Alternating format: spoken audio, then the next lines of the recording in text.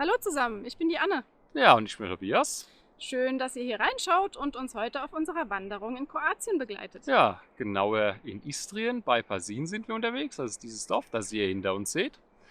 Ja, und da haben wir uns jetzt eine kleine Rundtour aus unserem Wanderführer rausgesucht. Und da werden wir unter anderem das Dörfchen Pasin besuchen, werden auch die Schlucht, die ihr hinter uns sehen könnt, zu Gesicht bekommen aus verschiedenen Perspektiven. Und wir haben Als weiteres Highlight noch 2 Wasserfälle dabei und wenn man dem Wanderführer glaubt, noch einiges mehr. Aber wir wollen jetzt nicht zu viel verraten. Das heißt, wenn ihr wissen wollt, wie der Weg so ist, Dann bleibt dran. kommt mit und wir schauen es uns gemeinsam an.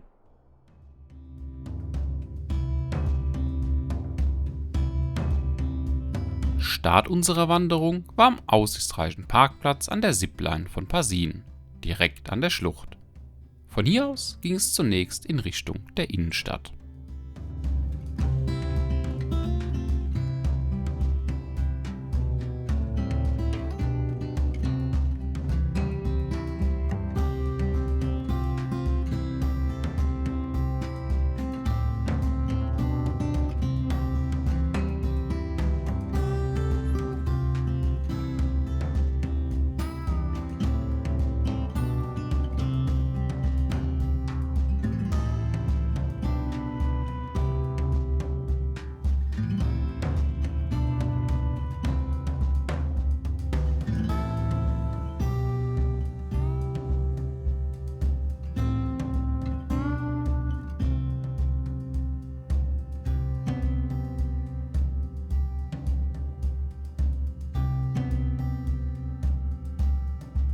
In der Fußgängerzone hatte Tobi dann gleich ein wichtiges Rendezvous, auf das er sich den ganzen Urlaub schon gefreut hatte.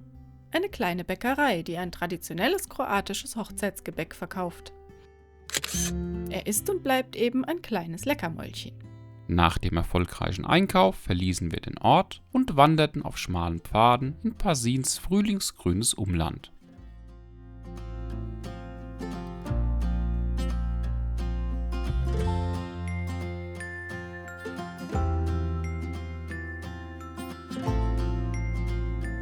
Der Weg führte uns vorbei an kleinen Gebäuderuinen und nach einem kurzen Straßenabschnitt am Flüsschen Pasinski Potok entlang. Wer nun aber glaubt, auf dem schmalen Pfad wären wir allein unterwegs, nun, der Weg am Fluss scheint sehr beliebt zu sein. Hier ein kleiner Auszug der 2 Busladungen Menschen, die an uns vorbeiströmten. Geht da hinten noch weiter.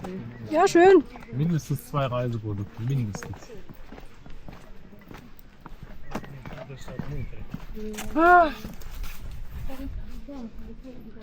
Ich sehe immer noch kein Ende. Ah ja. Kannst du deine Zeitraffer abspielen? Ich habe ja schon einen Großteil verpasst. Nach der Gruppe ging es dann wieder deutlich ruhiger und nicht weniger schön als zuvor weiter.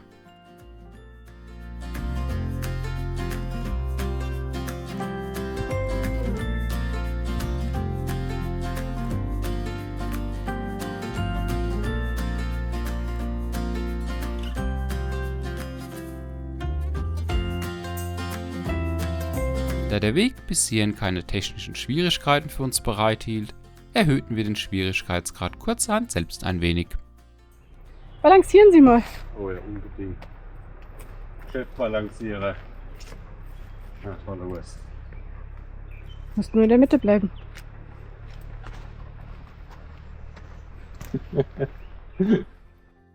Bei Anne sah es natürlich wieder eleganter aus.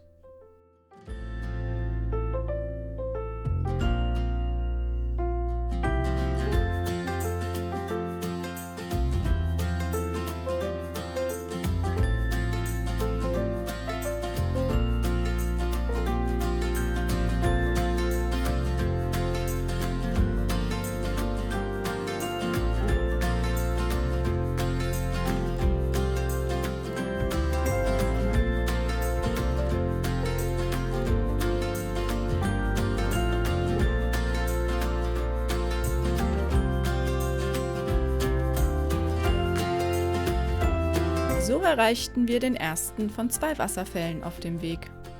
Da unweit des Wasserfalls die eben schon gesehene Straße verläuft und ein großer Parkplatz vorhanden ist, war hier einiges los.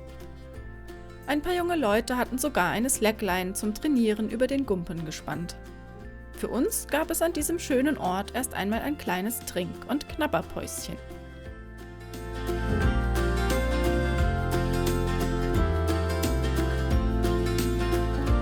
Hier habt ihr den Wasserfall nochmal ohne Slackline, dafür mit mehr Besuchern.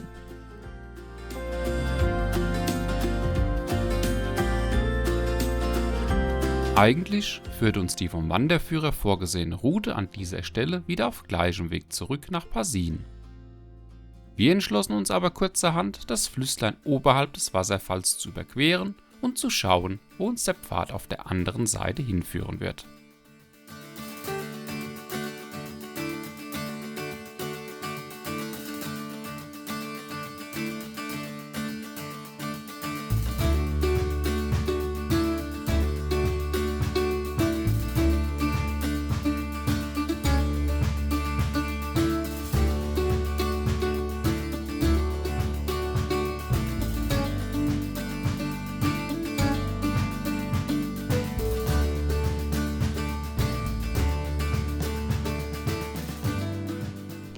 Ja, knapp die Hälfte der Tour ist jetzt schon gelaufen und 2 der Highlights habt ihr schon gesehen. Ja, am Anfang die Altstadt von Passin und unter anderem haben wir da auch wieder einen Bäcker angelaufen, zu dem wir hier gerne gehen oder beziehungsweise Tobi sehr gerne geht. Da gibt es ein ganz besonderes Gebäck. Hat er jetzt gleich eingepackt. Genau, ich blende es euch mal ein. Ist so ein Hochzeitsgebäck, ist schon ziemlich geiles Zeug. Ja, und dann natürlich hier der Weg zum Wasserfall hin, immer schön am Fluss lang. Das war auch toll zu laufen und der Wasserfall selbst. Und jetzt den Rückweg nach Passin und zum nächsten Highlight einer Schlucht haben wir jetzt spontan umgeplant. Wir sind durchs Wasser durch, wie ihr gesehen habt, auf die andere Flussseite und gehen da jetzt einen Pfad zurück. Mal gucken, wie es wird. Im Wanderführer war er nicht vorgesehen. Und ich würde sagen, wir sehen mal zu, dass wir jetzt weiterkommen. Keine Angst, trotz vorhandenem Gebäck stand eine Hochzeit an diesem Tag nicht zur Debatte. Also weiter ging es, natürlich auf schönem, schmalem Pfad oberhalb des Flusses.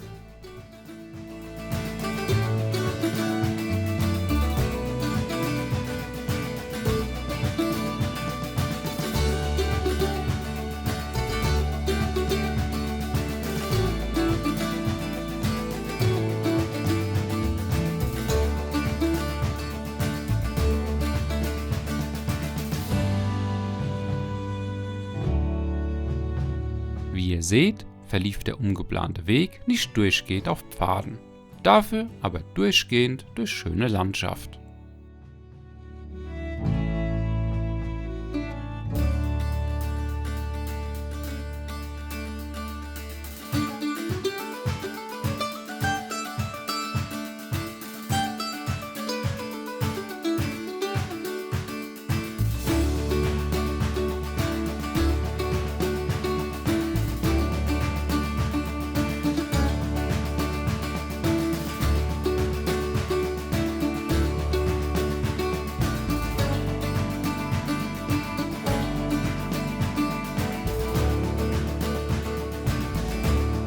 Bevor wir nahe Passin wieder auf die vom Wanderführer vorgegebene Route trafen, passierten wir noch die Ruinen einer alten Wassermühle.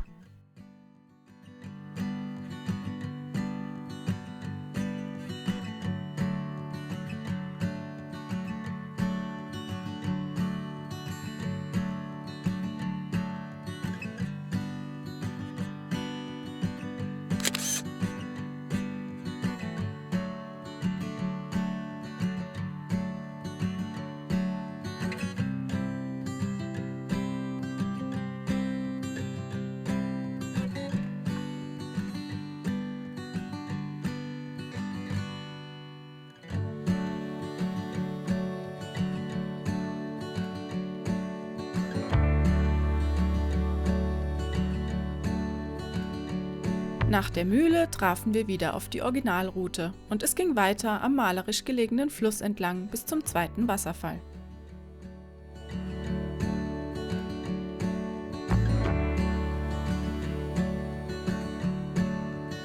Dieser war dem ersten sehr ähnlich, allerdings war hier bei weitem nicht so viel los. Das mag daran liegen, dass dieser nicht direkt mit dem Auto erreichbar ist.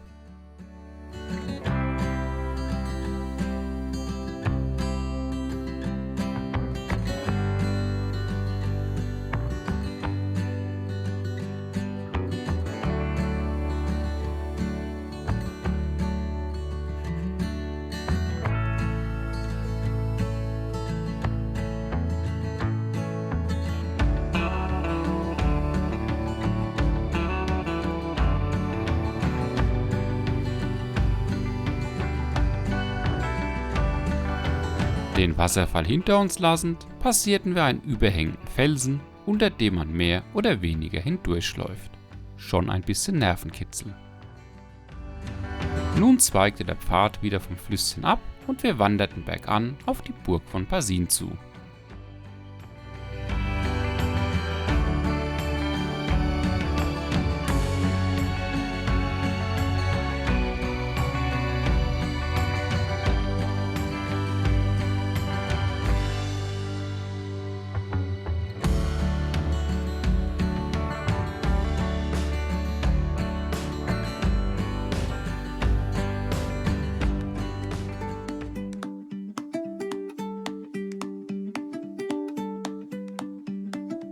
Da wir unterwegs die verschiedenen Highlights des Weges ausgiebig genossen hatten, war das in der Burg befindliche Museum leider bei unserer Rückkehr nach Pasin bereits geschlossen.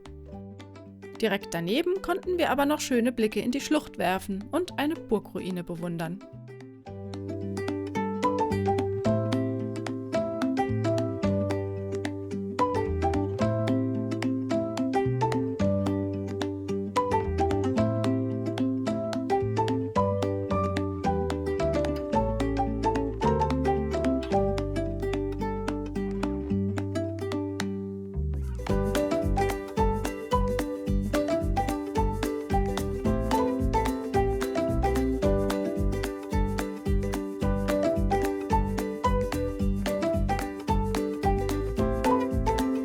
Zum Thema Schlucht, auch hier hatten wir ein wenig Pech.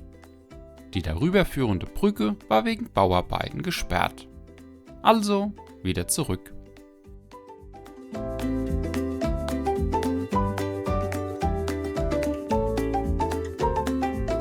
Was diese beiden sich ob unseres Hin und Hers wohl dachten?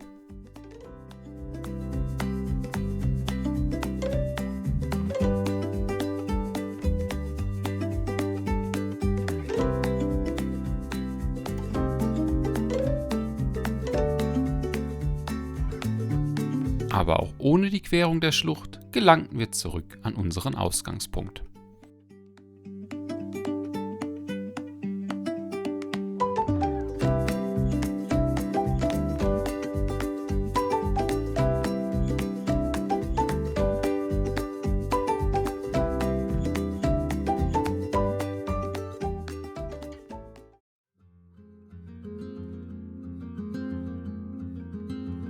Pasin und unsere Tour liegen im Nordwesten Kroatiens, ziemlich in der Mitte von Istrien. Der Weg führte zunächst durch Pasin hindurch und dann entlang eines Flusses bis zu einem Wasserfall. Von dort aus ging es auf der anderen Flussseite vorbei an einer alten Mühle und einem zweiten Wasserfall zurück nach Pasin.